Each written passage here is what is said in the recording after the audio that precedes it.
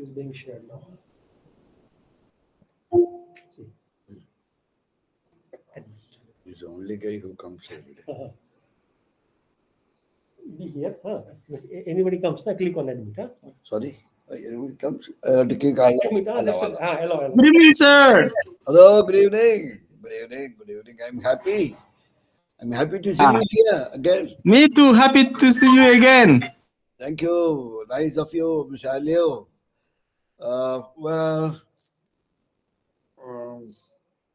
I don't know whether others will be joining us today. Today being the last session on DCE 5, Diploma in Creative Writing, course number 5, Writing Poetry.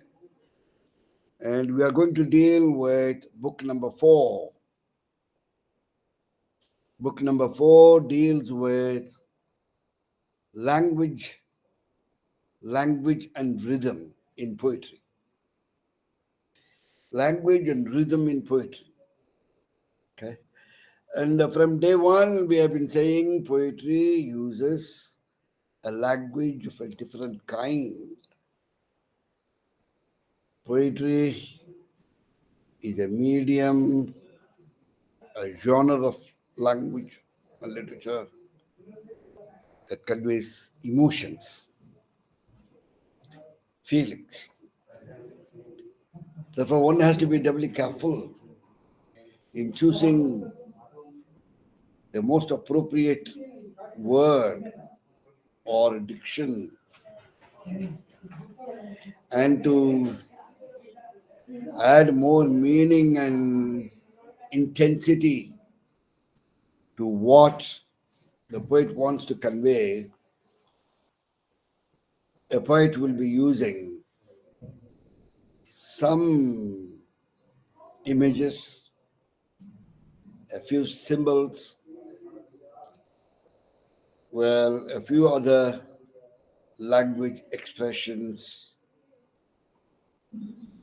And yesterday, we discussed or we learned that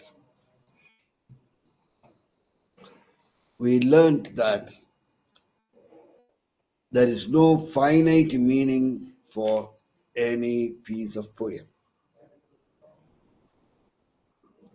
The meaning set is infinite because there are several possible meanings. And a word may be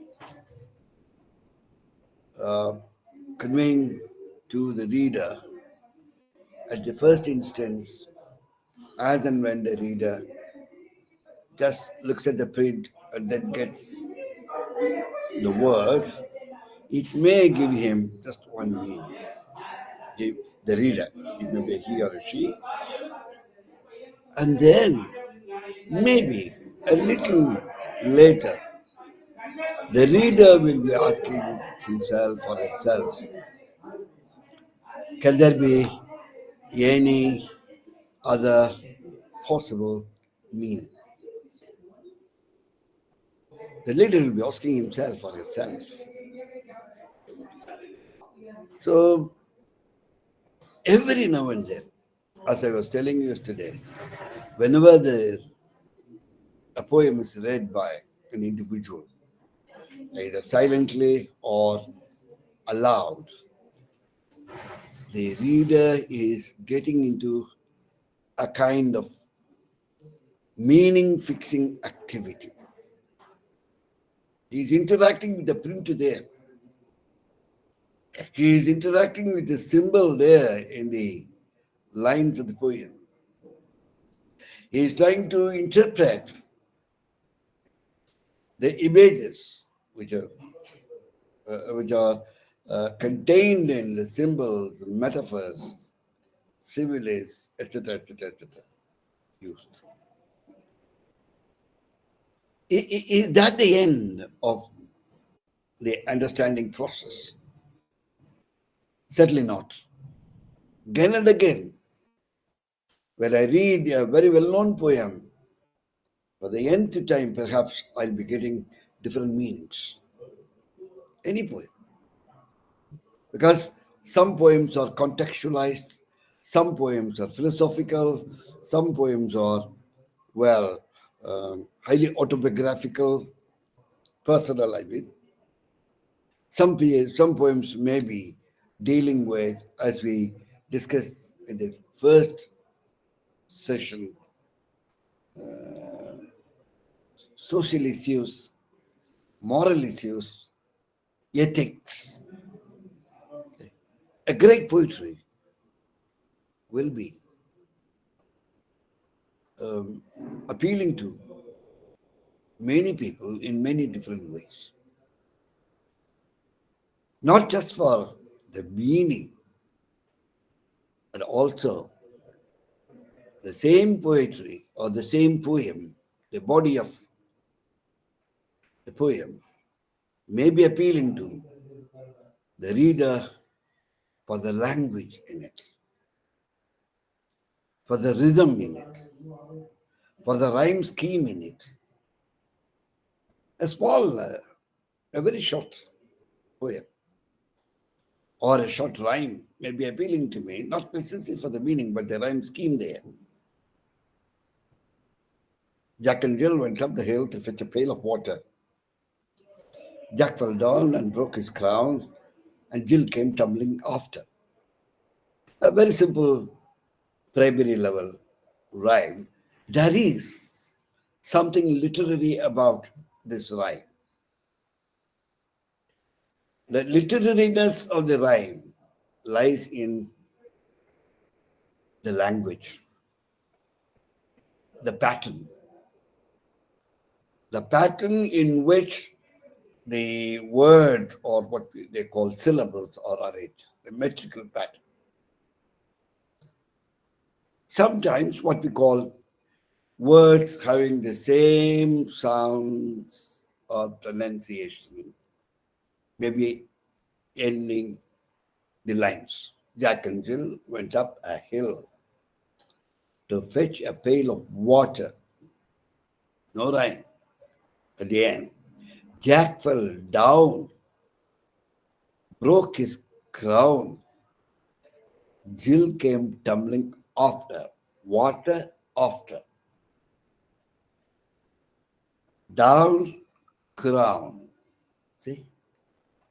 Not necessary. All the lines must have an ending rhyme scheme. Not necessary. Some lines in a poem may have the words that end the line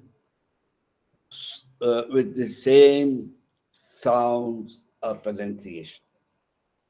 One or two. Consonant sounds differing. For example, crown, we have crown and down. Consonant differs, but own. Right? Crown, down, water, after. So that appeals. That appeals to the reader.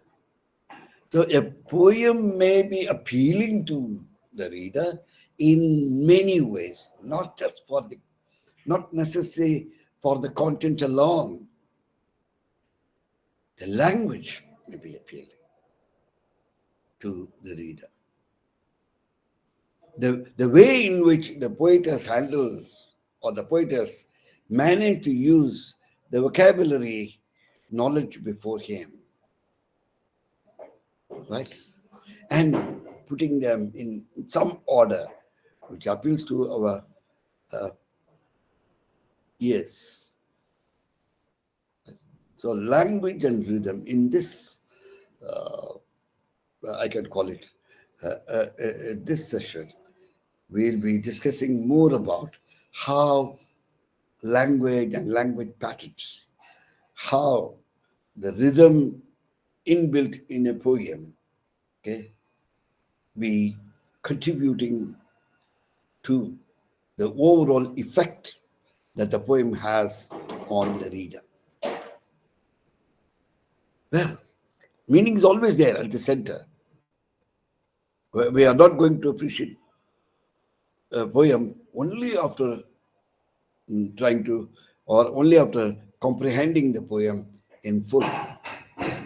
But as I was telling yesterday, comprehension, there's no finality about the comprehension of a poem. There is no finality. Today, I might have comprehended a poem in one way. Tomorrow, the same poem, I might have, I might be, not might have, I might be trying to get a different meaning, the focus. Yes. So there is no finality about the comprehension of a poem. So as and I get involved myself in the process of fixing meaning, I do start appreciating or responding to the poem's effect on me. Not all poems and not all the time must be must be having the same effect. Effect may be different. The effect of a poem on a reader may be differing from time to time. On one day, I focus on the words only. Another day, I focus on the rhyme scheme there. Another day, I focus on the words in isolation and the possible associated, associated meanings of a particular word in the poem. So the overall effect of a poem on any reader depends not just on the theme, the overall effect of a poem on any reader depends also on the language used there and the different aspects of language. Okay, that is to begin with. I would like to say on this session, in this session on language and rhythm. There are 4 units there.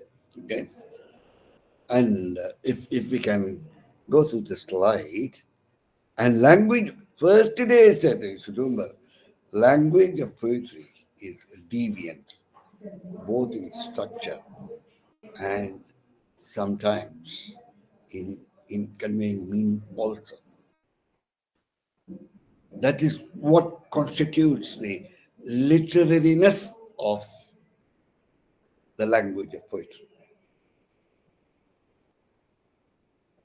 This I'll be repeatedly telling you this one. Unless we are able to understand this, I don't think we can proceed further. So language, any language. There are different kinds of poems: free verses, prose poems,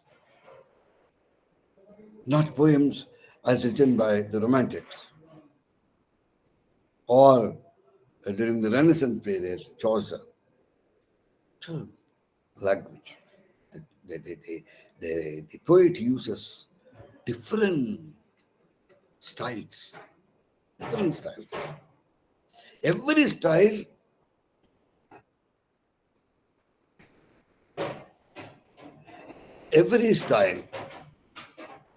depends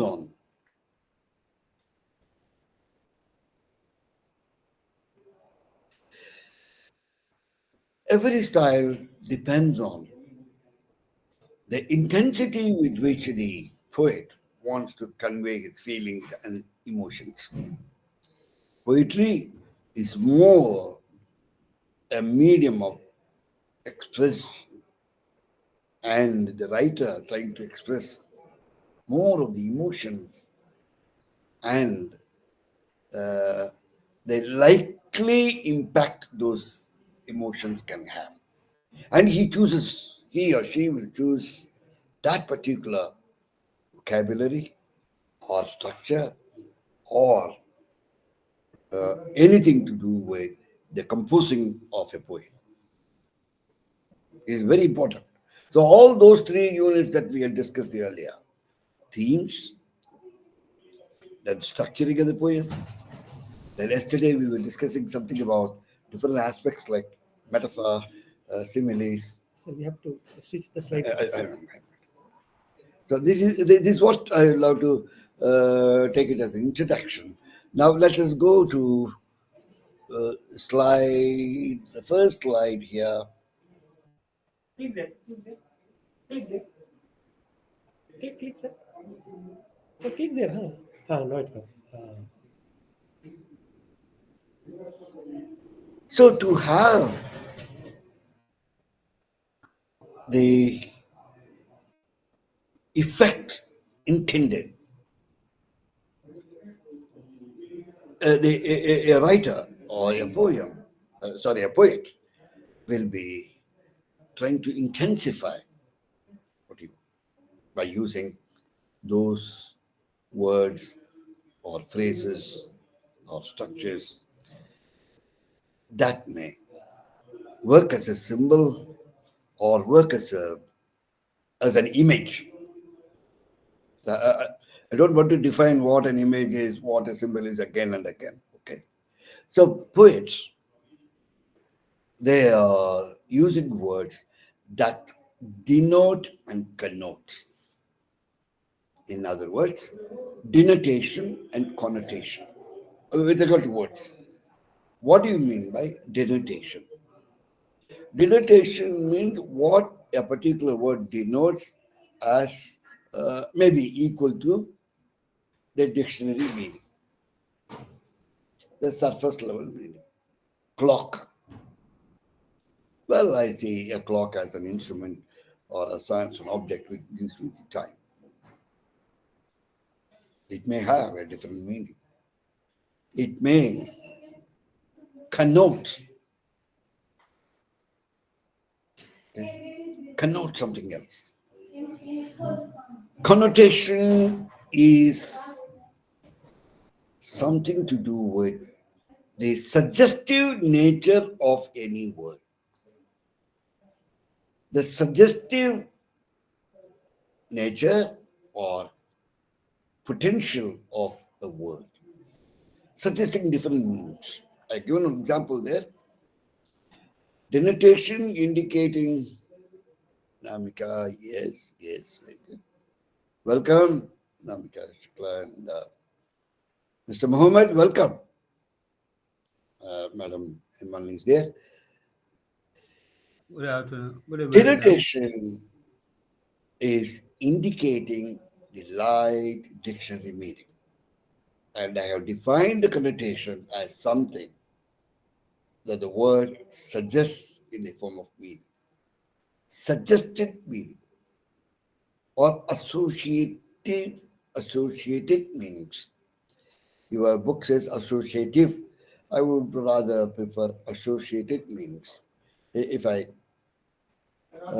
draw a word family, okay, or a word mapping for one particular word, I can be going on light, for example, the word light. Associated meanings may be many. Right? Connotation suggests that the word has some associated meanings in addition to the surface level meaning and associated meaning. Examples for denotation: empty, blank. We can understand the dictionary. There's nothing. This room is empty. Fine. Nothing. The paper is blank. Nothing has been written on that. But my mind is blank. There is emptiness about this room. There's emptiness about this room. There's no life. Empty may refer to that the room is not having any kind of furniture or any kind of things that can be stored or can inhabit people. Empty. The room is empty. Supposing I say that the word empty has a different meaning there. It suggests that there is no life. Similarly, the word blank. The paper is blank. But whereas my mind is blank, means I have nothing to say. Blank here need not mean simply nothing, everything absent or nothing is present. It's, my mind is blank means I'm not able to, well, go further. I'm not able to think further. I don't know what to do. So the word blank may be having maybe having a set of different meanings, associated meanings. It depends on the context.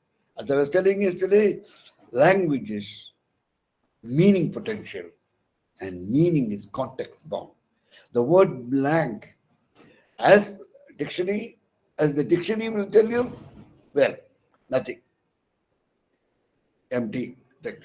My pocket is empty. There's nothing inside my pocket. If I say, well, I will emptied of my knowledge, means I am running for, I'm wanting, or I am in want of more pieces of information. So the word blank, the word empty, okay, they may have, say, meaning, but then they have associated meanings. But the associated meanings come under what they call connotation. I have given an example, vacuous. Vacuum, empty in vacuum. Vacuous, inanity, and obtuseness. That's what your book says. I think it's beyond. Maybe a philosophical color, okay, it can be given to the word empty and the word blank also. And when I am reading a poem, I go beyond the level, beyond the surface level, and then try to identify within the lines or outside the lines. I'm trying to identify the associated meanings, possible associated meanings. What a particular word connotes. That is process of reading a poem. The process of reading a poem involves or includes identifying the connotative meaning. And when I'm in the process of identifying the connotative meaning, perhaps I'm reading beyond the lines. This applies to prose also. Prose writings also. Even if you write a short story, you can use certain words, well, with connotations, right? Because the simple fact is, meanings can be multiple. Multiple. There are different layers of understanding every line in a poem, right? And then there's another concept called archaisms. Archaisms. Language can be archaic. ARCHAIC. Archaic. Archaic. R is silent there. Archaic. Archaic means highly old, outdated use of language. Obsolete. And a poet, at least poet in 2023, may not be using archaisms, archaic words, highly old English, highly outdated, unless or otherwise you want to go back to tradition, the traditional way in which English was used, Old English, Anglo-Saxon English, and things like that. Archaic expressions were there, okay, in a large way, okay. Many archaic expressions you can find in Shakespeare or Chaucer or, well, Marlowe, a playwright, poets like John Donne and others. If a poet has to, or if a poet's intention is to attempt creating an effect in the mind of the reader, perhaps a poet may not be using archaic expressions. Similarly, a poet, he or she, will not be using cliches. Cliches or hackneyed expressions. Yesterday we discussed that. We gave some examples also. Good poetry is using right words and in a very, very lucid way, not very tight. But having the power to connote and denote, having the potential to denote and connote also.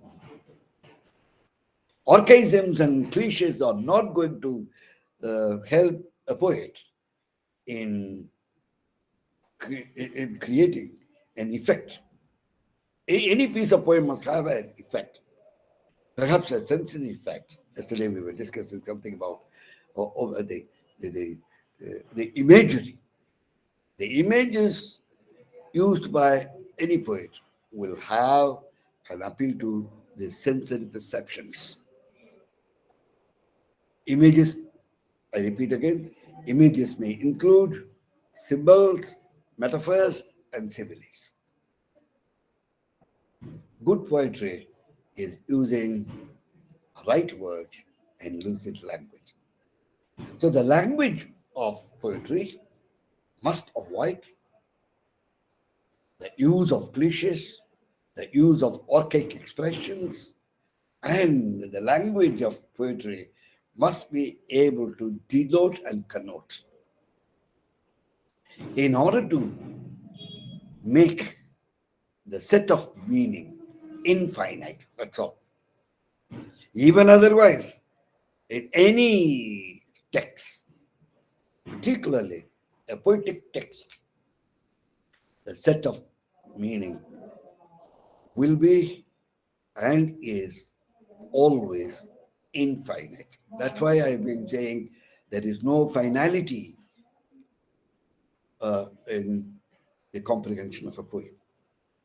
Even a character, I cannot say, for example, I don't know whether I can say this, characters in the scriptures, all scriptures are basically poetic.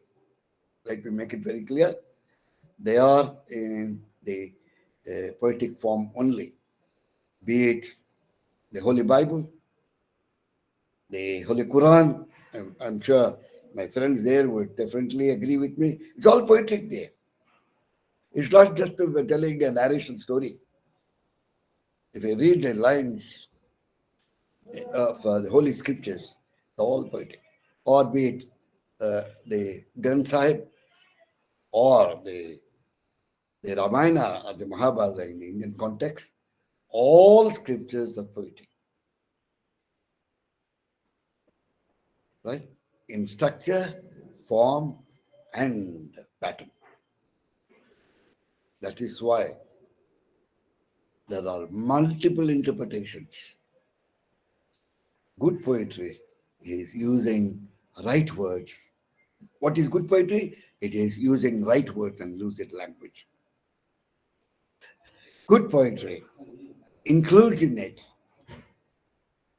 okay, denotations and connotations. Good poetry avoids the use of archaisms or archaic expressions and cliches or hackneyed expressions. That's all about.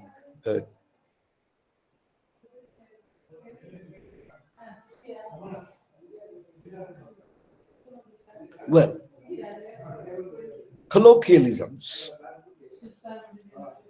Can poetry or can any poem include colloquial expression? Colloquialism or colloquial expression is just like a commoner's language. What you and I speak. I am not a poet. I don't think you are a poet as of now. You may become a poet tomorrow. I have no doubt about that. But it is just like informally expressing something.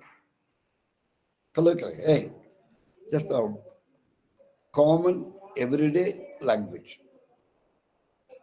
I have said it as a commonplace language, informal style of writing, like and commonplace language. Can I use? Can I use commonplace language or commonplace expressions in poetry or in writing a poem? Yes.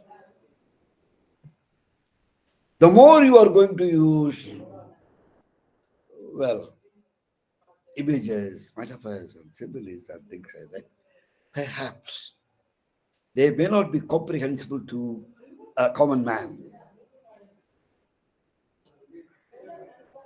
Even an ordinary, well, a vegetable vendor must be able to understand. Therefore, that doesn't mean you should not use words which are rich with meaning. It's not so. Colloquial expressions can find a place in poetry because the using of colloquial expressions brings poetry to reality. Just everyday expression. I want to write. Day by day, I float my paper boats down the running stream. Just two lines. Day by day, I float my paper boat down the running stream.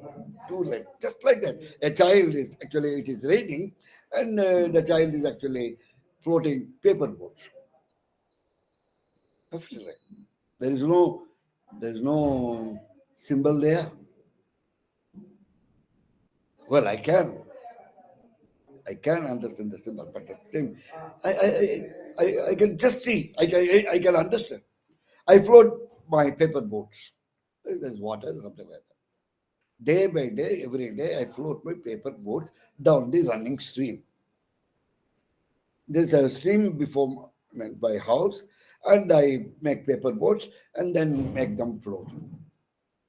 And on them, I write the name, I write my name and the name of the village where I live. That is all. Simple. I write my name. I write the name of my village where I live. Every day I float a paper boat on the stream that is running before my home or down the street. Colloquial expressions help, or the use of colloquial expressions help the poet to bring poetry to reality. Anybody should be able to. That is why free verses, prose poems, particularly many poets in the African continent also writing very simple prose poems. And here in India, the Nobel laureate, Gurudev Rabindranath Tagore, had written many prose poems.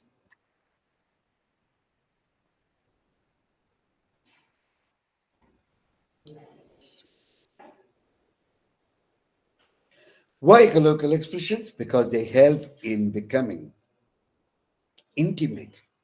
The poet is trying to become highly, intimately attached to the reader, the imagined reader or the reader before him. In short, the readership, to be intimate with the reader, the society of readers, the community of readers. If I use everyday expression in my poem, well, even a foreigner, a person who doesn't belong to my, not religious, my national community or society, okay? Community need not be all the time religious, okay? Not religious community I'm talking about. My nation, your nation. But there are some common expressions. Hi, how are you? It's a common expression. How do you do? Is another common expression. Well, if there is a place for using such colloquial expressions, if there is a place for welcome, Mr. Mustafa, If there is a place for using colloquial expressions, nothing should prevent the poet in using them.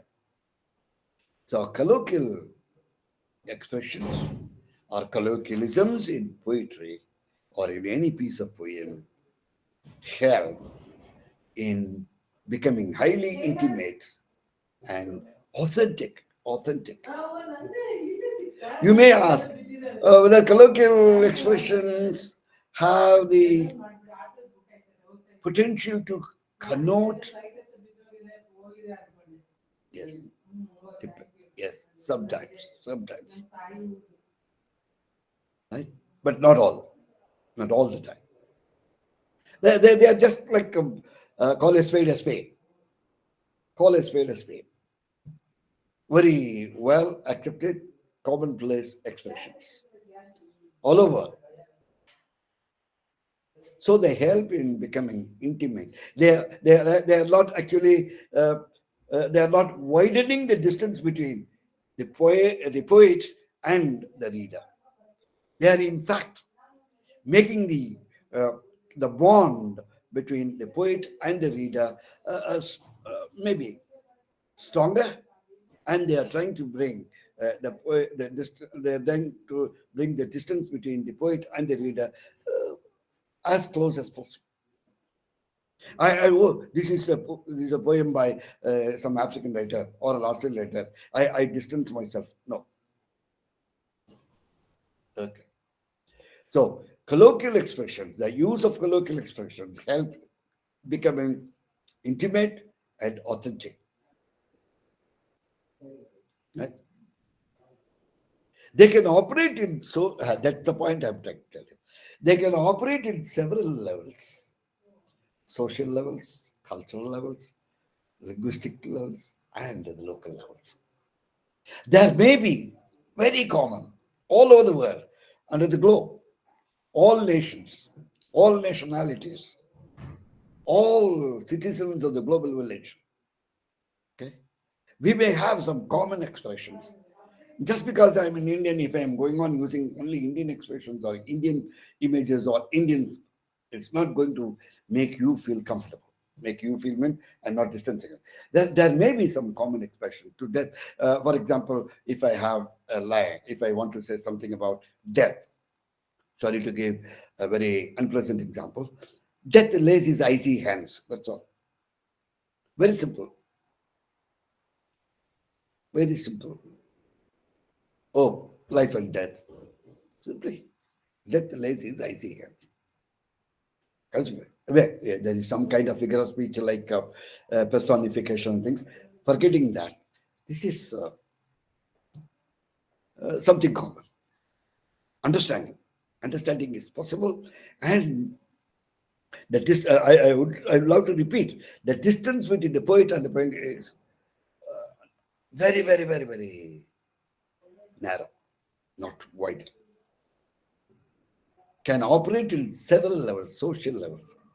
If I am writing a poem for the Indian readers, well, my colloquial expressions must be enjoyed by the Indian readers.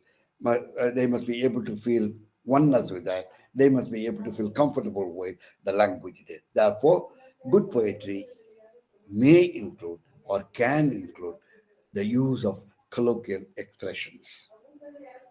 That's the point. Avoid cliches. Avoid archaic expressions. Choose those words which have both connotative and denotative meanings. Perfectly fine. The question is, where do we place colloquial expressions in writing poetry? You can use them in order to create a kind of bonding, a kind of familiarity, a kind of reality. Okay? Oh, this is the way you invite people in this country. This is what you say. Yes, we do say it the same way. If I want to welcome someone, there are very good examples given in the book. I'll read one after one. Okay, first, let me complete. So, colloquial expressions can operate in several levels. should be at several levels: social and culture.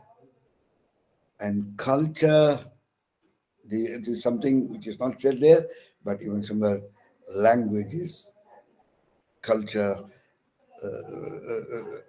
sorry, the culture of any situation also contributes to language development.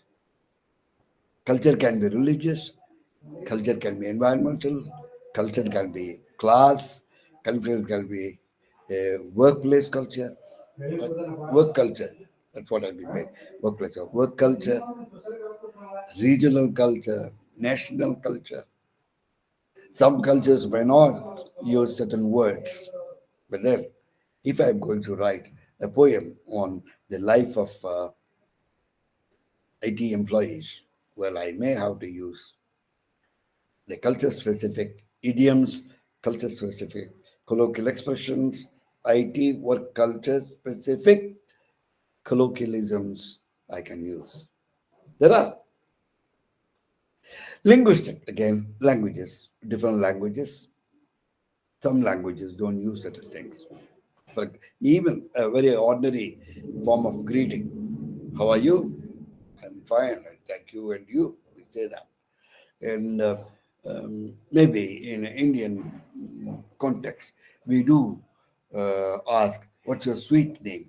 But native English speakers may not be asking you your name that way. What is your sweet name? As if that is something like a bad name. Okay. Here, we are actually attributing something. Every name has some sweetness about it. Every name has some, what we call, something special.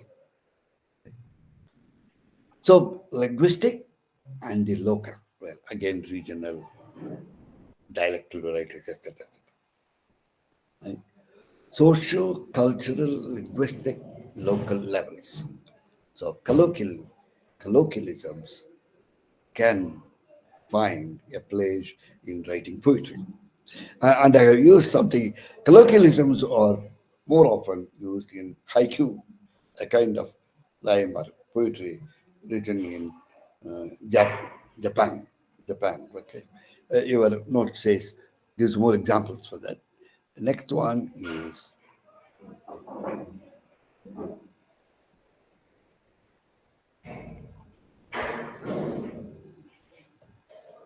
sorry. So the three slides or three pieces of information on the slides were more about language, words. So I repeat, you can have colloquialisms, but you must avoid cliches and the other one, cliches and, well, you can use images. You must avoid using cliches and archaic expressions, archaisms. Now, all this having been done by me as a poet, is there any other aspect to make your poetry appeal or to be appealing to the ear, the mind, well, all the senses? Beyond, I mean, not beyond, besides the content, besides the subject or the theme, besides the choice of words and expressions, right? There is something very important that contributes to the effect that the poem can have on the reader. I repeat, something besides the choice of vocabulary, choice of expression, choice, structuring of a poem, etc., etc. Above all, there is something which is going to help you in having more effect on the poem. That is rhythm. Rhythm. What is rhythm? Rhythm is arrangement of words. Before that, I must give you one small example, one word. You might have read this in some other context. Syllable in spoken English also. English is test timed language. It's test timed language. We talk about accent or stress. Stress is nothing but the importance that you give to a particular syllable in a word while articulating that word, while speaking or while saying.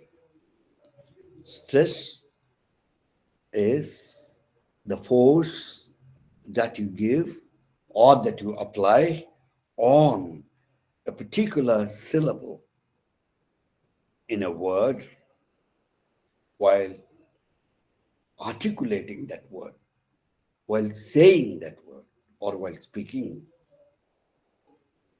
right?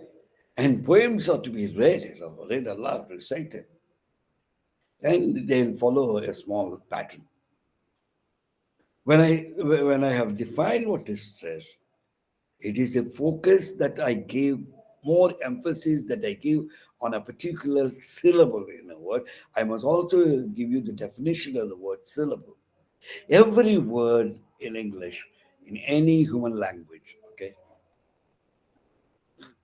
is or consists of one syllable or two or three or more and any number of syllables. Okay, a syllable is a sound unit. A syllable is a sound unit. A syllable is a sound unit in the sense, in that unit, the vowel sound is the nucleus. Without a vowel sound, there cannot be a syllable in any word. The nucleus of any syllable, within brackets, a sound unit, is a vowel sound. If you take the word bus, or if you take the word book, B-O-O-K, book, or if you take the word school, S-C-H-H-O-O-L, S-C-H-O-O-L, double, school. There is a vowel sound, oo. Now, I'm not here to teach stress and intonation, but anyhow, you must know, because I use the word syllable. A syllable is a sound unit. In the, it can be only one sound unit, as I have given the examples: bus, school, book, note. Okay, clear, clean. Such words. There's only one vowel sound. A syllable with only one vowel sound, we call it monosyllabic words. A word having two syllables, disyllabic, and it goes on like that. Polysyllabic words are there in English, in all languages. Polysyllabic words. If the monosyllabic words, well, the stress falls on that word itself because there's only one syllable. Only on disyllabic words and other polysyllabic words, the stress may be getting on different syllables. For example, the word conduct, C-O-N-D-U-C-T, conduct. I must stress on the word con, on the syllable, I'm sorry, I stand corrected, on the syllable con. I may also apply the stress or what we call accent on the next syllable, duct. Then the meaning changes, the verb class changes. Well, forgetting all those. So a word may have a stressed syllable and an unstressed syllable if it is not a monosyllabic word. Words which are not monosyllabic may take the stress or the accent on a particular syllable in the word. For example, I can tell you uh, electric. If you want the spelling, Electric. Electric. Electric. Similarly, any dictionary will give you where the word is accented. Okay, word accent we call it, or word stress we call it. So words, arranging words.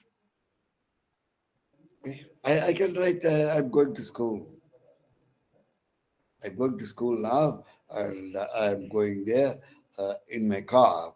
Okay, in my car I go to school where uh, I learn.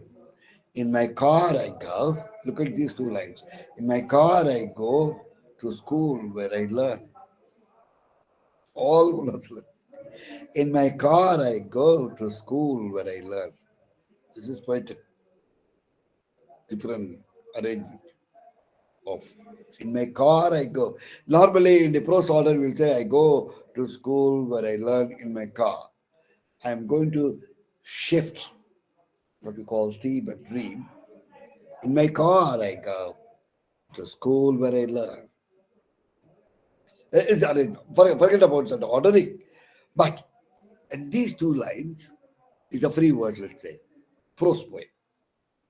In my car, I go to school where I learn. All, most of the words are monosyllabic. So that's the problem. In my car, I go to school where I learn. All are more monosyllabic words. No problem. Supposing I use disyllabic words in a poem, well, where does the rhythm fall?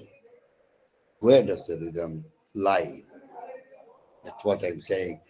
Arrangement of stressed and unstressed syllables to form a patterning of lines is rhythm. Rhythm is rhythm there. The term rhythm refers to an arrangement of stressed and unstressed syllables to form a patterning of lines. And the rhythm lies in the metrical pattern. And the rhythm lies in the metrical pattern. What is meter? Analysis of metrical pattern is what's called scansion. Don't worry about it. But then the meter, rhythm in poetry lies in the meter or the arrangement of stressed and unstressed syllables in a line or in the lines of a poem. The arrangement of stressed and unstressed syllables in a line or the lines of a poem, which, well, wherein lies the meter, okay, or the pattern, okay, contributes to what is called the rhythm in poetry. Rhythm in poetry. So next slide, you will know meter. Uh, so meter is just gain arrangement, metrical pattern. Kinds of meter. Disyllabic, iambic. Some people pronounce iambic. Iambic is also perfectly fine in my understanding. Unstressed syllable followed by stressed syllable. Meter. She dwelt among the untrodden ways. Unstressed syllables followed by stressed syllable. She, I don't stress it. Monosyllabic words. Dwelt, I stress. I give the accent. I give importance. Among bisyllabic words, and I put the stress on the second syllable, among, among. Again, I don't stress, the untrodden ways. An unstressed syllable is followed by a stressed syllable. She, an unstressed syllable, followed by a stressed syllable, dwelt, again followed by she dwelt among the untrodden ways. Full many a gem of purest serene. Full many a gem of purest serene. Don't worry about the meaning now. If when you read in the context, you'll be able to understand the meaning. Then there's another kind of meter, anapest. Two unaccented syllables followed by an accented syllable. Two unaccented syllables, two unstressed syllables followed by accented syllable to give the impression of moving fast, swift, quick movement. I have given an example. Alone, and all alone. Alone, all alone. Next example, I'm sorry, it should be coming one below the other. Alone, all alone. Alone, all alone. The way in which you read, you will be able to see tug, tug, tug, tug, tug, tug, tug, tug, tug, tug, tug, tug, tug, tug. You can always put any raga there. Not raga exactly, any tone. Alone, all alone. Next example. With a leap and bound. With a leap and bound, the swift Anapis throng. Alone, all along. With a leap and a bound, the swift Anapis throng. It's from Coleridge. Okay. Another kind of meter is trochee. In that meter, one accented syllable followed by one unaccented. Example, tiger, burning bright. Next example, actually, it is not in the same. Tiger, tiger, burning bright. That's one example. First line in William Blake's poem. Tiger. Okay. Next one is from another poem. Higher still and higher. Higher still and higher. Another line. The meter uses what they call it trochee, right? One accented syllable followed by one accent. A, B. Accented, unaccented. Accented, unaccented. Higher, still, higher. Higher, still, and higher.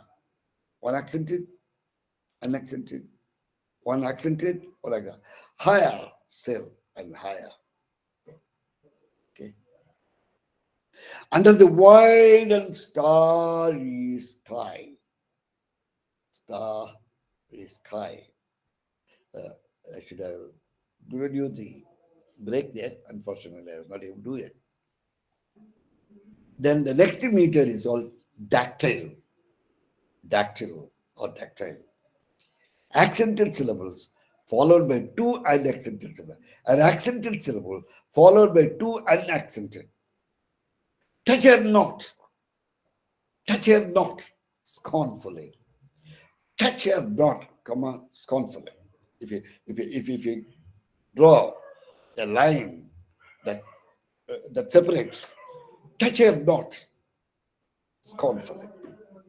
Think of her mournfully. Think of all that form one group, mournfully, another group. Okay, accented syllable followed by unaccented. Touch her not. All the words are stressed there. Touch her not. All the syllables in that part, all the words in that part are actually accented.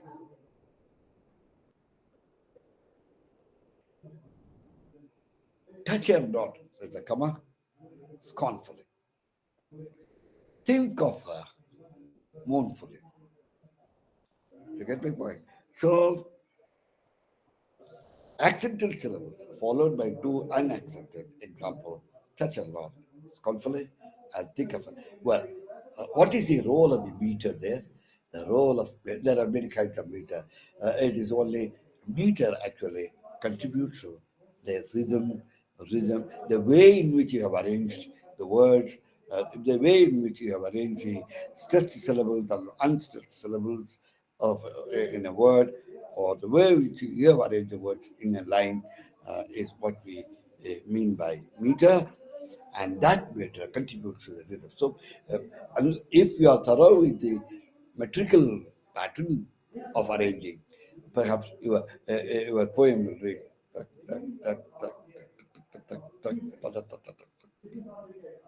So, so rhythm is very important. This is, oh God, meter, then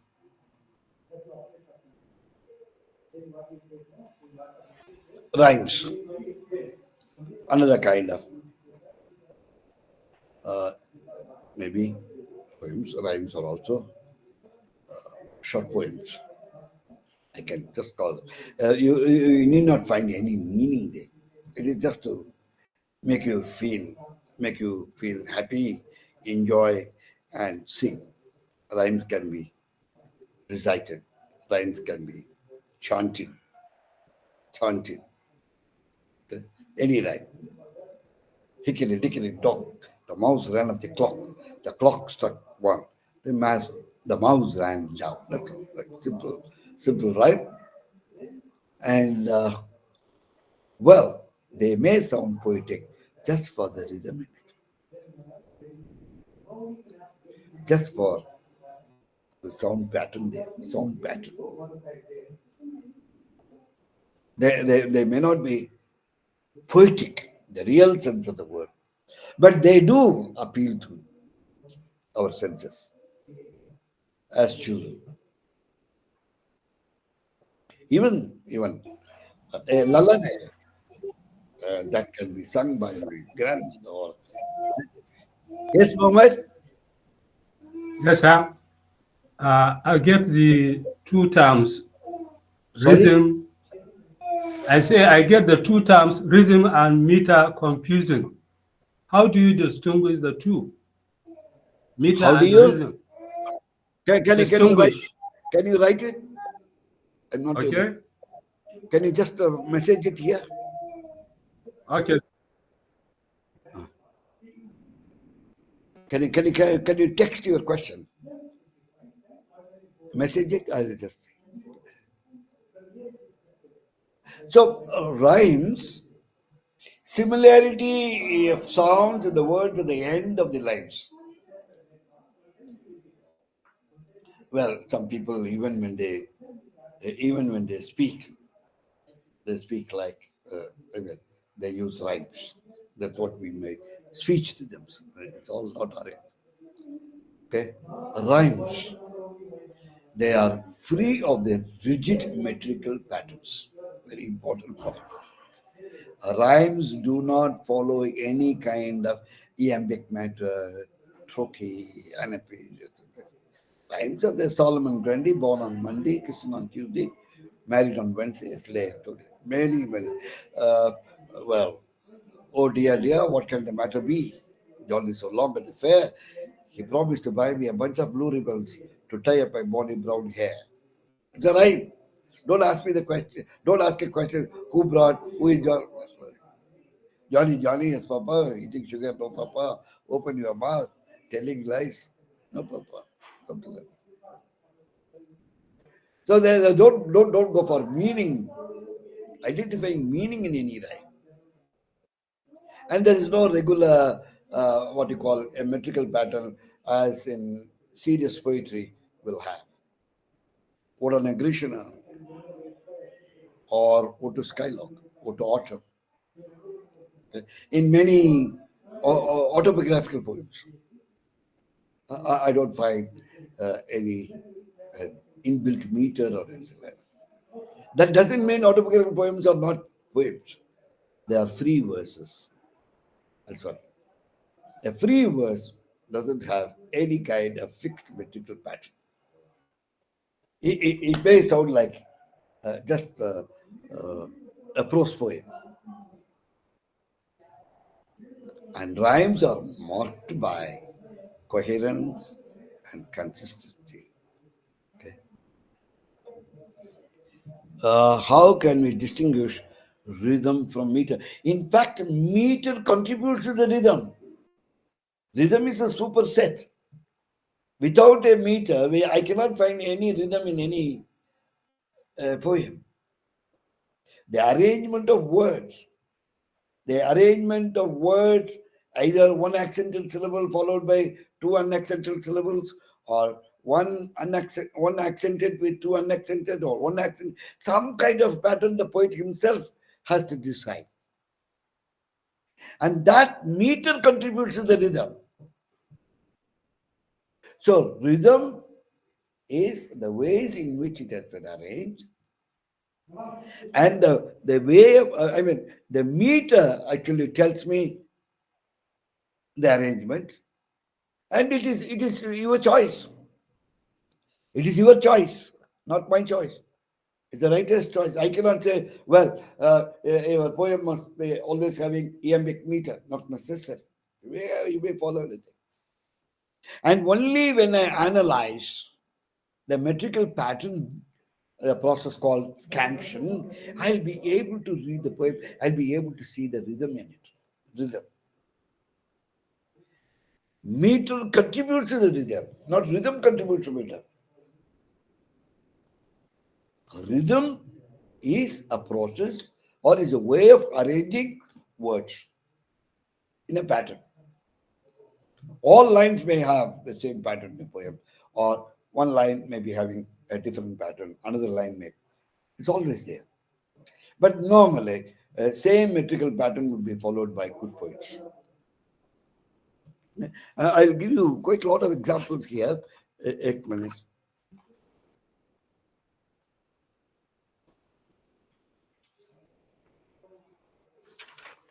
One minute. I brought some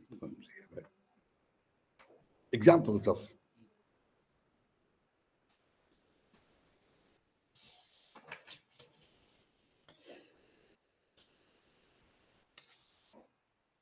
sweet day, so cool, so calm, so bright.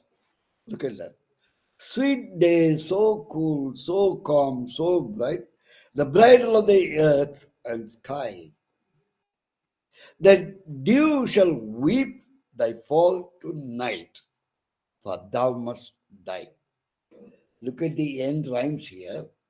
Look at the rhythm in this. Look at the meter in this. Rhythm is an umbrella term.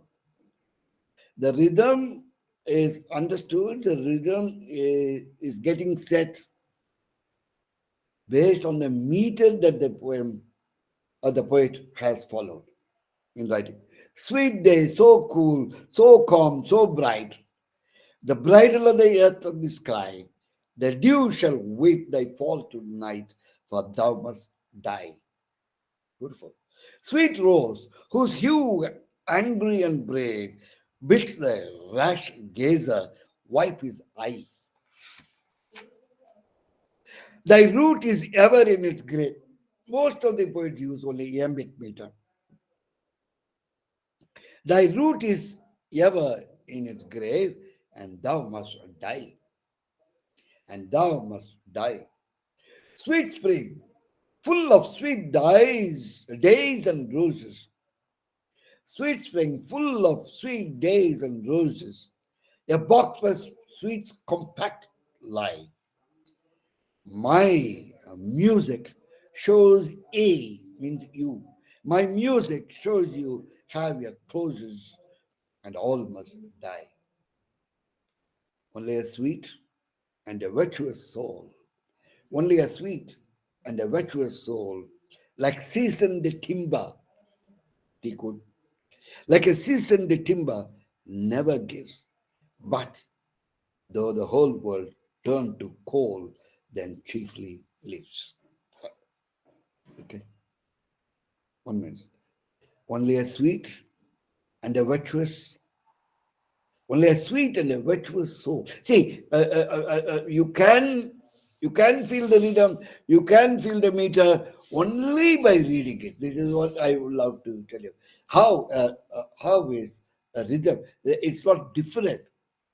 A rhythm comes, or rhythm gets felt by the metrical pattern that a poet has in his poem.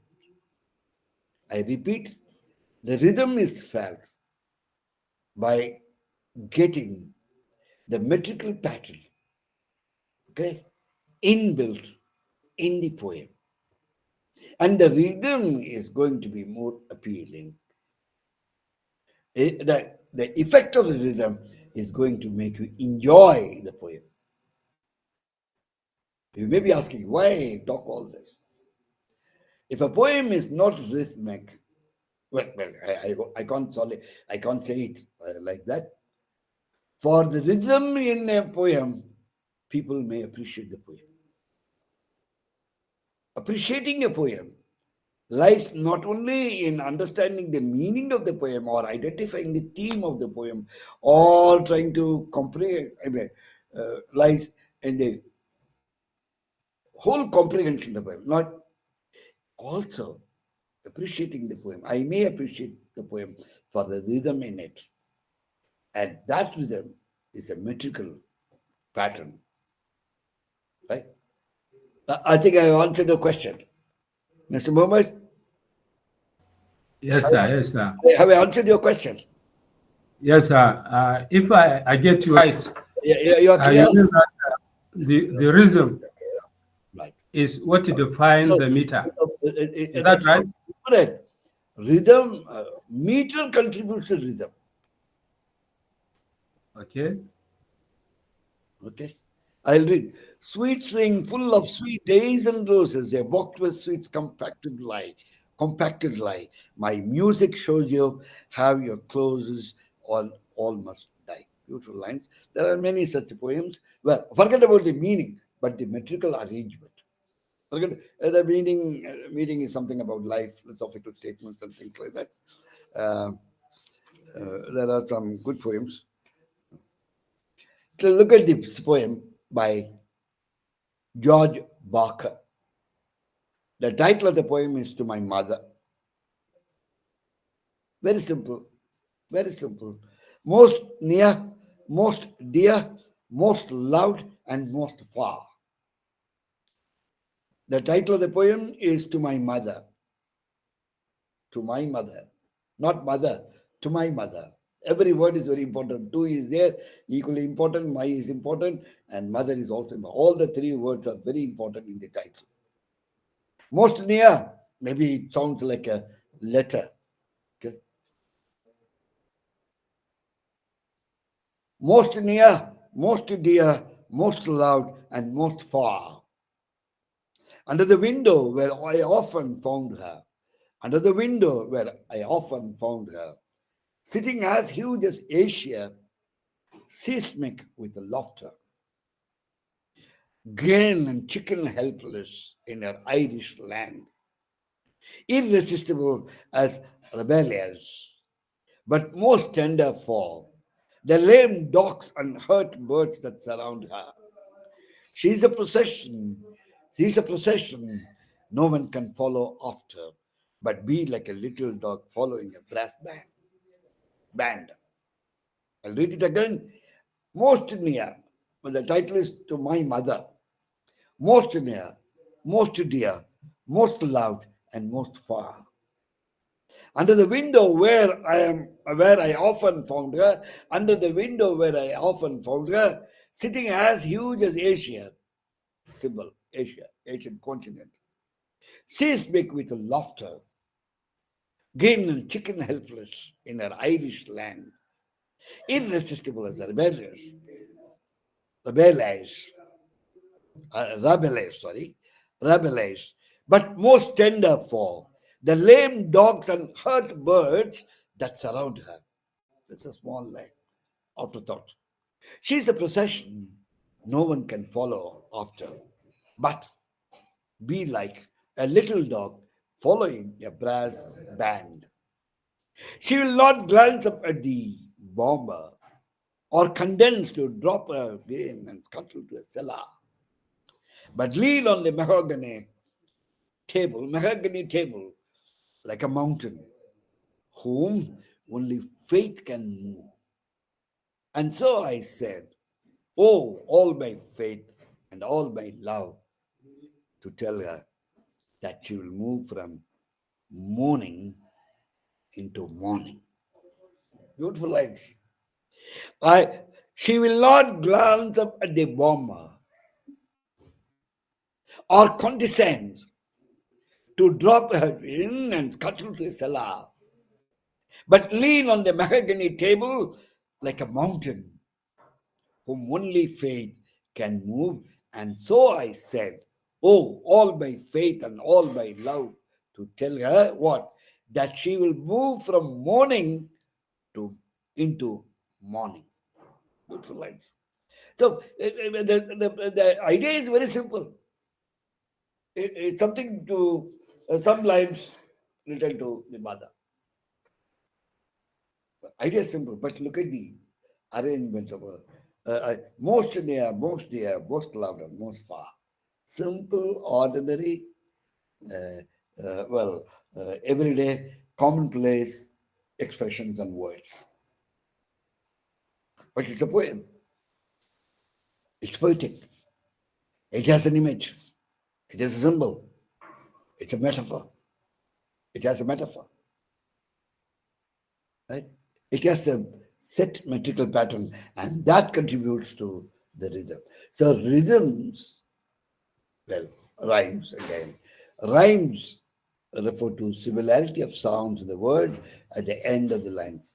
There are speech rhythms also, and there are what we call free verse. Free verse means they may not be following the what we call highly poetic use of highly poetic expressions and sound like a piece of uh, high uh, literature, a piece of high literature, right? No, their rhymes are free verse is free of the rigid metrical patterns. That has to go with the free verse. And a free verse is always marked by coherence and consistency of treatment. Consistency of treatment. How is a free verse different from the kind of verses we have seen, blank verse and things like that, verses or poems that have a set metrical pattern and things like that. Free verses don't have set metrical pattern. If they are there, it's very rare, okay? And they are not following any kind of rigid metrical pattern. A free verse. Then they give, every Sunday they went for a walk together, he, she, and the three children. It's a free verse only. There are many such poems, particularly modern day poems, prose poems. They are free verses. And free verses are marked by coherence. Coherence is the thought will be, ideational unity will be there. Unity of ideas will be there. Coherence and cohesion. And consistency of the same title, the same theme, or the same idea, or the same subject will be treated consistently, the whole poem. Right? So that's how we have to understand, okay, rhythms and rhymes. And the next one is innovations in writing poetry. Are we or poets following today, or poets following the models given to us by our yesteryear poets, old models given by the Romantic poets or Victorian poets or Elizabethan poets or poets like Dryden, Shit, and others. Okay, there are many changes taking place in the art of writing poetry. But purists, that doesn't mean they are impurists. I don't take that.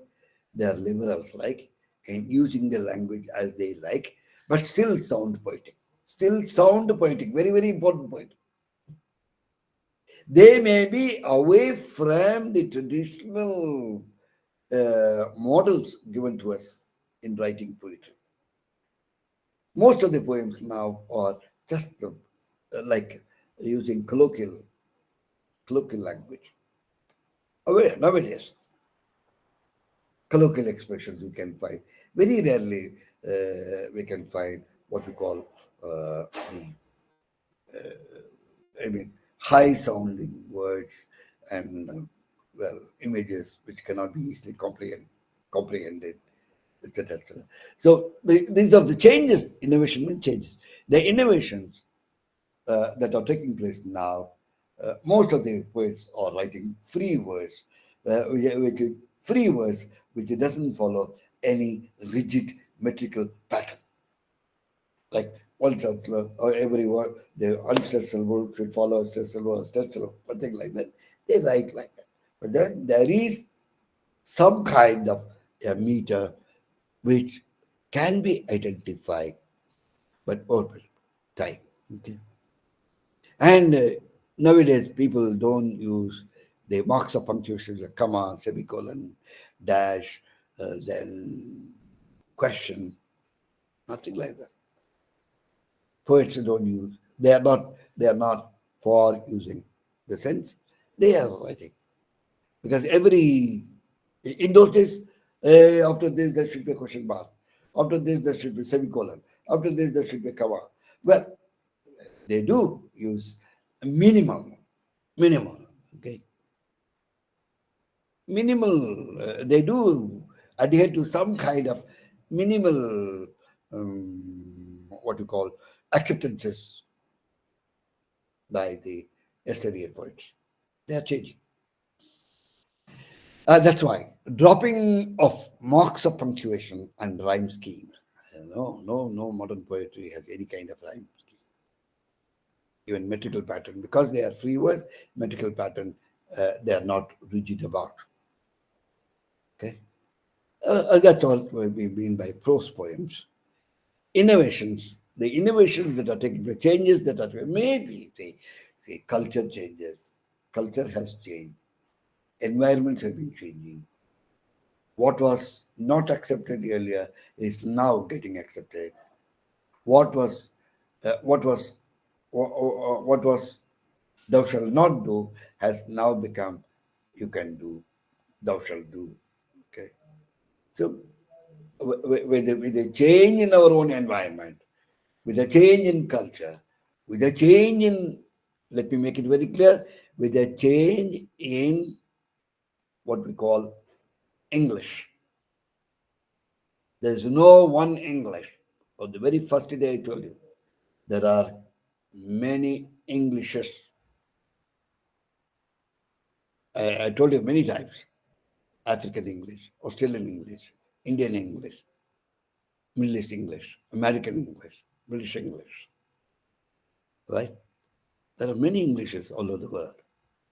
So English of the English has given place to world Englishes. So there is some, I won't call it a violation. Please don't think it is a violation. I must write as it applies to me, as it will be appealing to my reader in my environment, in my context, in my surroundings. Then only my poems become appealing ones to the world outside. So I'm trying to compromise. Even value systems, we are compromising many things. We are making many compromises when we are trying to change my spiritual, what we call spiritual. I don't want to use the word. My rituals.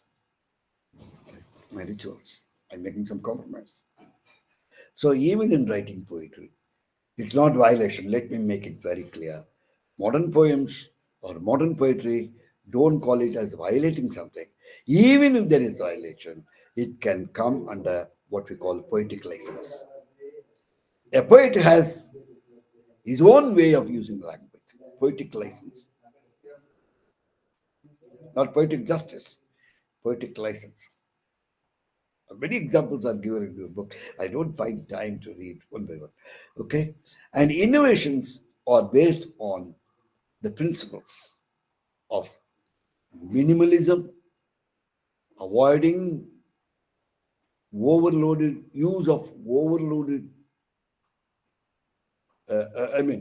words pregnant with many meanings, okay? And intermediate. I do. Okay? So innovations are taking place because of this one. What was for a Shakespeare or for a T.S. Eliot or even for some novel writers or fiction writers like E.F. Foster, what was not available in those days. Now the computer is generating words for me. Corpus linguistics. Corpus linguistics gives me, if I go and click the Google for corpus linguistics, and it gives you as many words as possible for one word. The digital dictionary, spelling. When the spelling system has changed, you can't call it violation of the rules of spelling. No. I'm trying to, for example, you all know COLOUR is British English spelling for color. COLOR. Similarly, check. Similarly, pronunciation. So, because of the birth of world Englishes or the development of world English or Englishes, many Englishes, many English. Corpus linguistics. See, a word may be used for connoting or denoting one particular meaning in your context, in the African context or in the Australian context or in the, well, I may not be using it. But if I have to be appealing to you as a writer from the Asian continent, subcontinent, India, okay, I must have a knowledge of that also. Corpus linguistics is giving me. Okay. Computer is, whatever they call it, computer is generating words after word every day. Maybe in those days the dictionary had maybe 20,000 words, 50,000. Now lakhs and lakhs of words are getting coined and formed every day. Every day, new words are getting formed. New words are getting coined. So I will not say, if you are writing free verse, nobody can say that you are not a poet. You are writing a free verse to be free of the rigid vertical pattern and based on the principle, I would love to minimalize, okay? Minimalize something. Not using those days image, symbol and things. I may not know. My child may not know. Even the word rose may symbolize something else these days. And I don't want to overload my writing with what they call bombastic words. Words which have become highly obsolete, redundant. Okay? And I do get words from different science, from different fields. From the field of science, I get a word to make a mention in my poems. From the different media, from the different sources. That may not be English at all. That is field-specific vocabulary. English only, but field-specific jargon, field-specific area-specific dialects, field-specific register. Yes. So based on these principles, I make my poem to sound or I compose free verses. Free verses. A free verse is one which may not follow, what we call a rigid metrical pattern. Okay, I'll just read one or two poems for each of these in your book, because let me make it very clear. Towards the end of the fourth session, I must today, I must tell you, understanding a poem or writing a poem can be effective only if you read the poem again and again, and as much as write lines of poem. Right?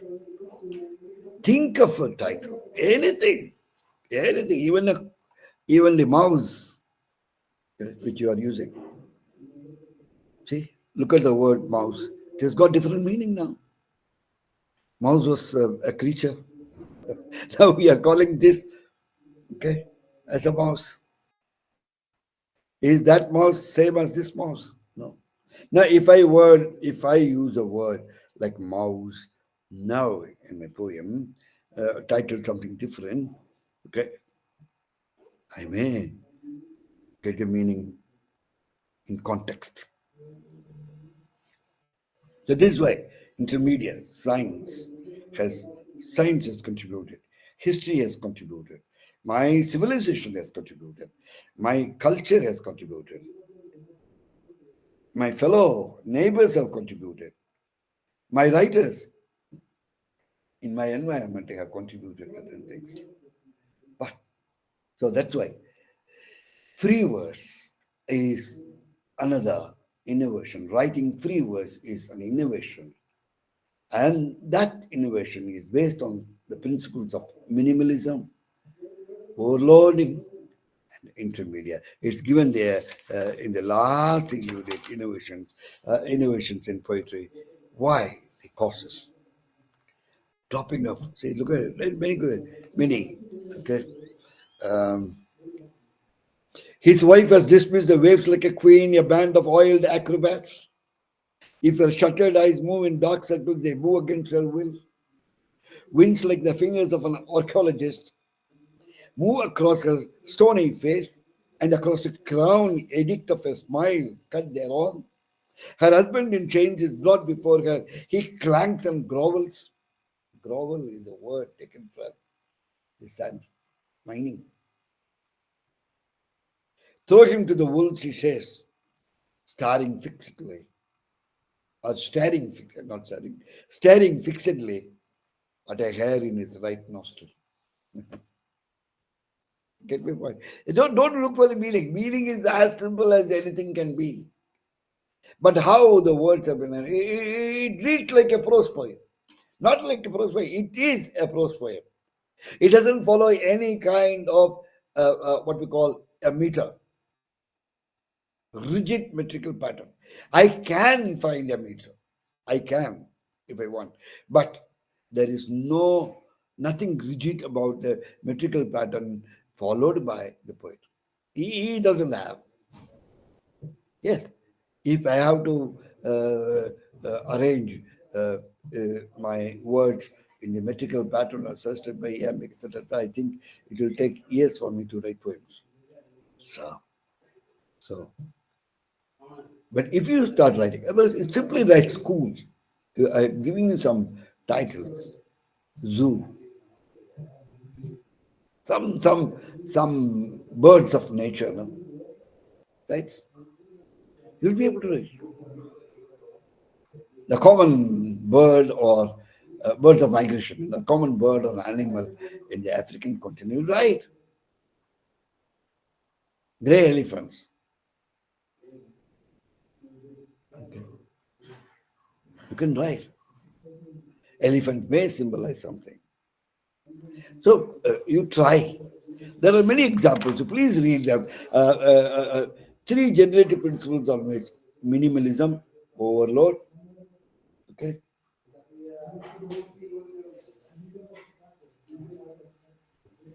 Intermedia is something, the most general principle refers to the new art forms that were prevented by marrying the materials or concepts of one traditional genre with another, or by integrating art itself with something previously considered non-artistic. Yeah, from science and all that. This is how I understand. Concrete poetry was an early manifestation of the belief that the typography and layout of poetic text would create its own range of meanings, a doctrine that could be related back to the artist ladder. Forget about those others. And here again, one Indian poet only as an example. I took a woman. She was dark. She was home. She was famine. She was where I was born. I took a woman. I took a woman and first heard by name. It was raining when I was born. It was raining when you left. It was raining when my son was born. It was raining when you slept. This desert is cut down the middle with blood rain memory. With blood rain memory. She was the city that gave me a name. She here refers to the city, place. I took a woman. She was dark. She was home. She was famine. She was where I was born. Something is missing there. It was raining when I was born. It was raining when you left. It was raining when my son was born. It was raining when you slept. This desert is cut down the middle with blood rain memory. She was the city that gave me a name. So please don't consider innovations or changes that are taking place in the art of writing poetry as violations. This is the point which I love to stress again and again. So anybody can write a poem, and you people, and only thing is you must look for themes. And two, if you are going to accept it, if you are going to take up a project on writing a poem something, you must look for a theme which is like a pet to you, about which you are passionate, with which you are concerned. Environment. So take up a theme with which you are familiar, about which you are concerned, with which not with which you want to elaborate. Please do that and write lines. First write, and it is first looking for the theme. Sit alone and then you think of words. Digital dictionary will give you a dictionary of what you call collocations, or a dictionary of antonyms, synonyms, and things like that. Will definitely give you the words required, and choose the appropriate word, and then arrange, then revise, edit, revise, and then at least 3 times revision, revising, editing, and things like that must take place before you arrive at a very simple poem of 10 lines or 14 lines or even 5 lines, rhyme, limerick, etc. Right? And they say, your booklet says, your book says that there is a rewinding happening, rewinding with the past. Okay, people have started going back to the traditional way of started things. I don't know whether they have become traditional. Yes, some American poets have become highly traditional. And then another kind of innovation is a prose poem. It sounds like a contradiction in terms. It may be said this kind of writing is influenced by James Joyce's Ulysses. In that novel, Joyce has used the stream of consciousness technique to suggest the way your underlying consciousness flows. So the prose based on rational, rational ordering of our thoughts is replaced by a prose that follows the rhythms of our inner thoughts and feelings, flowing without being subject to any artificial order. Right? Similarly, others who explored and enlarged the possibilities of this method were uh, Gertrude Stein and Virginia Woolf. This kind of writing soon found its way into poetry also. Well, so free verse or verse libre. Libre means free, liberal, free. Libre, which bordered on prose. Among Indian writers who have tried to write prose poems are Kamala Das and Loknath Bhattacharya. Even Nizam Shikal has written some prose poems. Prose, which may be called poetry, has a heightened quality and rhythm, enabling it to be titled a prose poem. These poems tend, by their very nature, to become the stream of consciousness. Forget about all those things. So, poetry has become a movement, art of writing poetry has become a movement by itself, from moving from the abstract to the concrete expression. Okay, from abstract to concrete.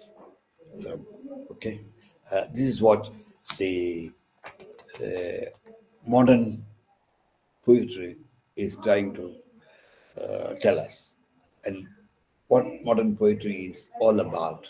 Not tell us, it's all about. And modern poets, they have their own poetic license to use the language as they like. They can have a meter inbuilt, or they need not have a meter inbuilt. But then on close analysis, any poet or any poem, in any poem or in any poet, you can find the undeclared, okay, meter. That's all from me for now. And if you have any question, you can ask me. Otherwise, I request all of you, those who have been here on the screen and those who were not able to attend these sessions, please go through the books given to you. They are all in the what we call soft forms. Okay,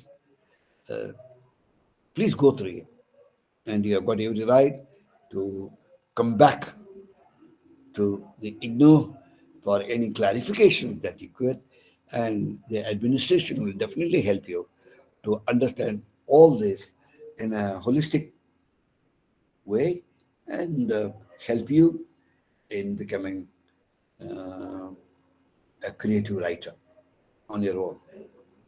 Creativity is not just creating something new. Creativity is something which what we call reveals your personality and your ability to think differently. Okay, to think differently and to think in a very smart way. Okay, concept may be the same, but very different from the thinkers who were there. Just thinking about different thinking. I won't call it lateral thinking, divergent thinking. You need not say a cycle is only a cycle meant for like okay, cycle of life. Cycle of life. What do you mean by cycle there? Okay. So think differently. You will get words. You will get expressions. You will get, I'm sure, you will get the acceptable patterns. Acceptable patterns. And even if there are some unacceptable patterns in your own writing, don't worry. But the way in which you are going to put it, not just the arrangement, what we call thinking. Any creation is a cognitive activity. Right?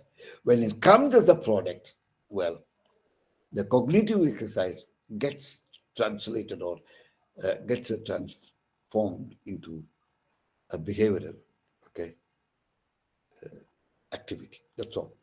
This is where I began on the very first day. Any creative exercise, any creative activity begins from begins with the ability to think, right? The cognitive domain gets activated.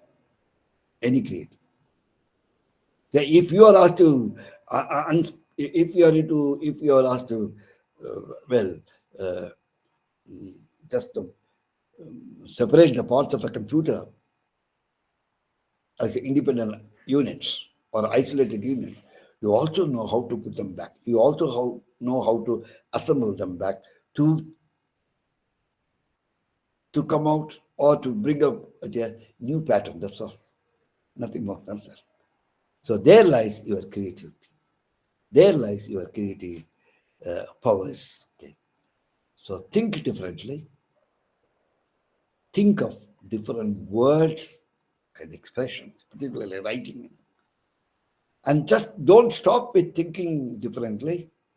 Put it in practice in the form of writing. Again, reflect on your own writing and ask yourself whether this can come first or that can go last or this can be replaced by some other word.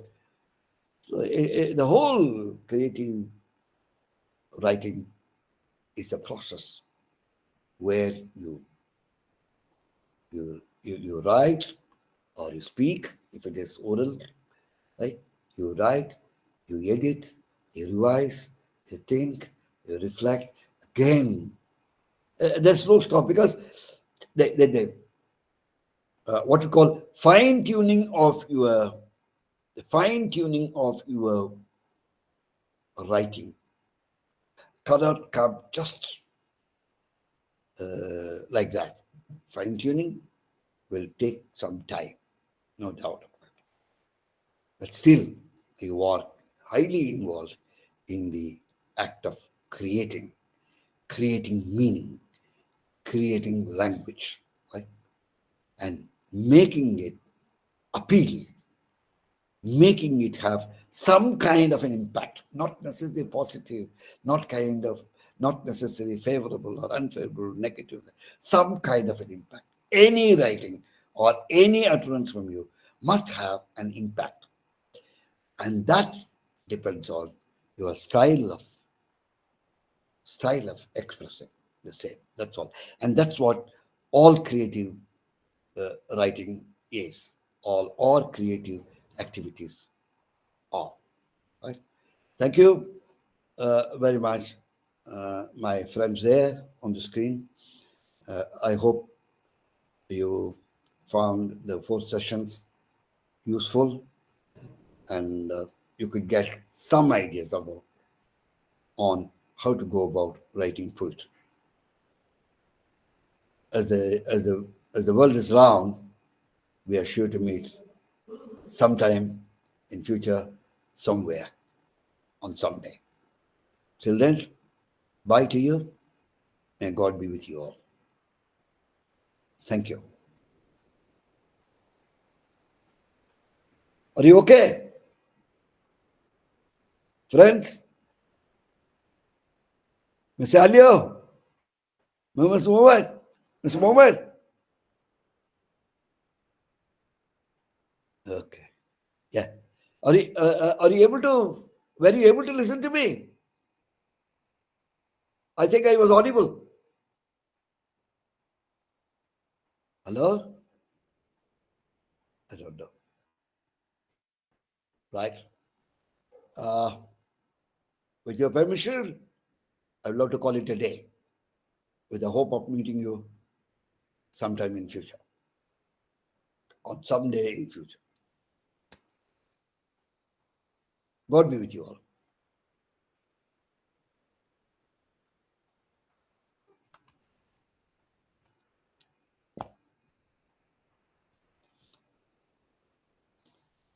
How to close it?